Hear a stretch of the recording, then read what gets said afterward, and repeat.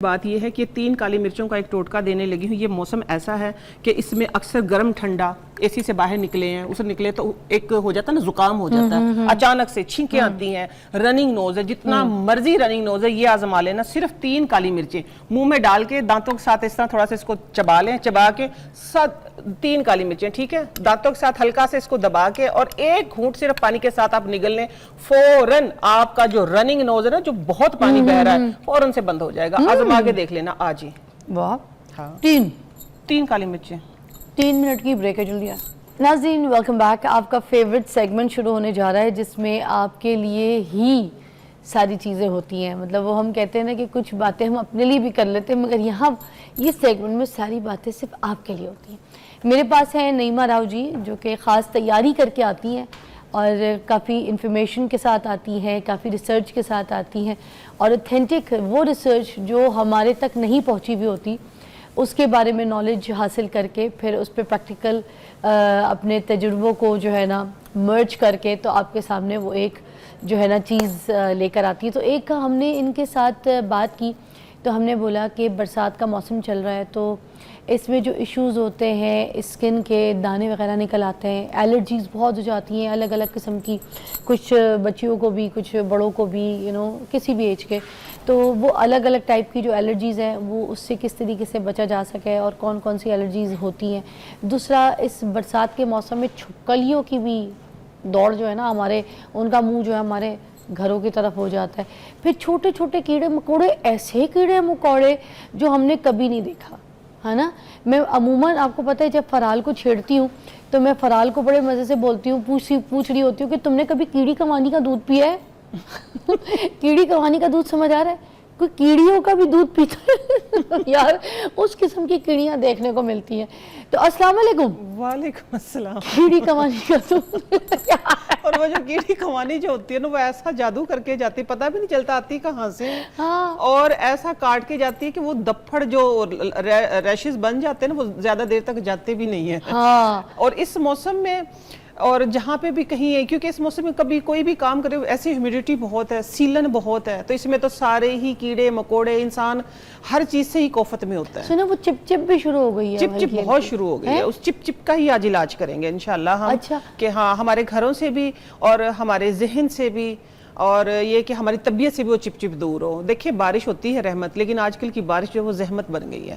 तो ये है कि अल्लाह ताला ने इंसान को ये अक्ल, ये दिमाग दे के भेजा है, ये सारी कायनात हमारे लिए सजाई है, तो इसमें से हमने चीज़ों को तलाश करना है। अच्छा, सुस्ती भी बड़ी तकलीफ वाली अजीब सी, यही मैं कह रही ना, अपने अंदर की भी हम दूर करेंगे। इस अपना मौसम में बंदा तो मतलब लेजी हो जाता है। हाँ। इसीलिए कहते हैं ना कि इस मौसम में बंदा लेजी हो जाता है, तो हमारा सारा इम्यून सिस्टम जो है वो भी लेजी हो जाता है। तो इसलिए कहा जाता है कि इस मौसम में कम खाना चाहिए। कोशिश ये करें कि इस मौसम में खाने से परहेज करें, कम खाएं, मीन्स के इतना कम खाएं कि वो ना होने के बराबर। अच्छा, एक छोटी बात साथ ऐड कर दूं, क्योंकि बात शुरू हुई है। तो इस मौसम में, बरसात के मौसम में, हम शुरू से सुनते आ रहे हैं कि अगर किसी की कोई सर्जरी हो जाए, किसी का कोई ऑपरेशन हो जाए, कोई ऐसा इलाज ट्रीटमेंट चल रहा है, तो हीलिंग प्रोसेस जो है ना वो बहुत स्लो होता है। अगर आपने कोई प्लान किया है कि आपने कोई ऑपरेशन कराना है, कोई आपकी सेहत के हिसाब से कोई आपको इशू चल रहा है, तो आप अपने डॉक्टर से जो है ना आप रजू कर लें। ख़ास तौर पे बरसात के मौसम में आप ना कराएं, आप थोड़ा सा ऑपरेशन आगे कर लें। अगर अर्जेंट नहीं है, बहुत ज़्यादा कोई इस तरह की सीरियस सिचुएशन नहीं, तो थोड़ा सा आप ये बरसात का मौसम गुजरने दें, फिर आगे, क्योंकि इन्फेक्शन के चांसेस जो है ना बरसात के मौसम में बहुत ज़्यादा हो जाते हैं। ये इंपॉर्टेंट बात थी, मुझे लगा कि आपके कान में बात डाल देनी चाहिए। आपकी बात बिल्कुल आपने सही कहा। आपकी बात को मैं आगे बढ़ाते हुए एक बात करूंगी। देखिए, आपने बताया कि कोशिश करें ना करवाएं। अगर मजबूरी है, करवाना है और हो गया है, या किसी का हो चुका है, इन दिनों में इन्फेक्शन है, और अब बरसात का मौसम, इस मौसम में मैं बात कर रही हूँ, तो इस मौसम में ये है कि आपने जो गोल्डन मिल्क के नाम से मशहूर है, आंबा हल्दी वाला दूध, गोल्डन मिल्क आप, गोल्डन मिल्क, हाँ, यस, गोल्डन मिल्क। मैं पहली मर्तबा सुन रही, तो उनको भी बताया नहीं पता होगा। अच्छा, गोल्डन मिल्क इसको कहते हैं। हल्दी वाला जो दूध होता है ना, हल्दी वाला दूध पहले नॉर्मल हल्दी सिंपल डाल के वो येलो कर ली जाती थी, लेकिन गोल्डन मिल्क ऐसे नहीं बनता। एक्चुअली जो हमारे उसमें बनता था, क्योंकि हमने भी अपने जब ऑपरेशन वगैरह हुए, छिले हुए, तो उनमें हमने पिया है। अच्छा। ठीक है, क्योंकि सिजेरियन ऑपरेशन से ही हुए थे। तो हमारी अम्मी वो लाजमी पिलाती थी गोल्डन मिल्क। उसका नाम अभी गोल्डन मिल्क आ गया, जरा पहले उसको बोलते थे कि ये हल्दी वाला दूध या सुनहरा दूध, ऐसे वो बनता है ऐसे। उसकी इसकी थोड़ी सी रेसिपी जो है वो चेंज है, मैं बता दूं। इस मौसम के हिसाब से वैसे नॉर्मल बंदों को भी पीना चाहिए, इन्फेक्शंस को खत्म करता है, खास तौर पे जिनके ऑपरेशन किसी टाइप का भी है, ठीक है, उनको जरूर पीना चाहिए। वो ऐसा है कि आधा चम्मच आपने लेना है देसी घी, उसके अंदर सिर्फ एक लौंग कड़कड़ा ले, थोड़ी सी लौंग ना वो फूल जाएगी। जैसे ही लौंग फूलेगी ना तो आपने फौरन से दूध डालना है उसके अंदर। दूध डाल दिया, दूध जब थोड़ा सा वो पक गया तो आपने वो स्ट्रेन करिए, एक लौंग ही होगी ना बस, वो आपने लौंग निकाल दी, दूध ले लिया। तो जब वो दूध आपके पीने के काबिल हो गया है, अगर आप मीठा डालना चाहे तो गुड़ या शक्कर डालें। इस मौसम में शहद भी हम तो नहीं इस्तेमाल करते, अगर कोई करता है रेगुलर तो वो करे।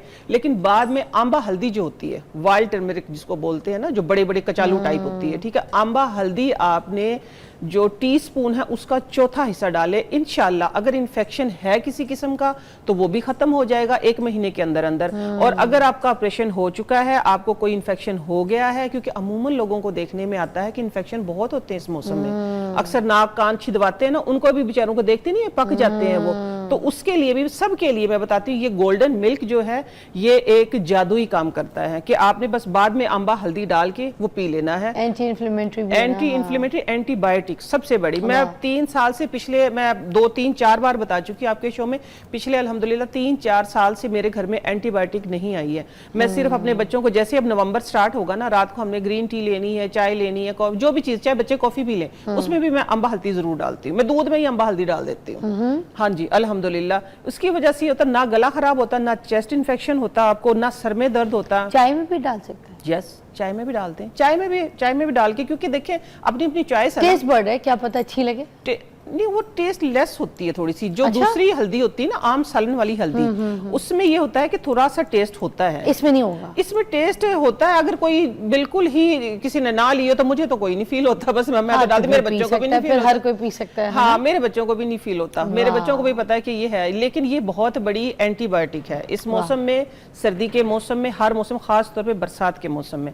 और अब बीच में ही एक बात आ गई थी, जिन लड़कियों ने इन दिनों में नाक कान छिदवाए उनके लिए फिर मेरे पास तो टोटके होते हैं। और दूसरी बात मैं ये बोलूं कि मेरा सेगमेंट पूरा देखा करें, क्योंकि मेरे ज़हन में अचानक टोटके आते हैं। क्या आमद हुई है ये जो आमद है ये सुन ले, फिर ब्रेक ले लेती जल्दी। हाँ, आमद ये है कि जब हांडी भून रहे होते हैं ना, हांडी भून रहे होते हैं, हांडी का जो मसाला होता है, तड़का बनाते हैं, वो हांडी जब सही पकने लग जाए, उसका ऑयल पक रहा हो तो हांडी निकाले, उसका थोड़ा सा मसाला निकाले और इधर लगा ले। अगर नाक पक गया है तो, और या कानों पे, अगर कान पके तो कानों पे लगा ले, इंशाल्लाह ठीक हो जाएंगे।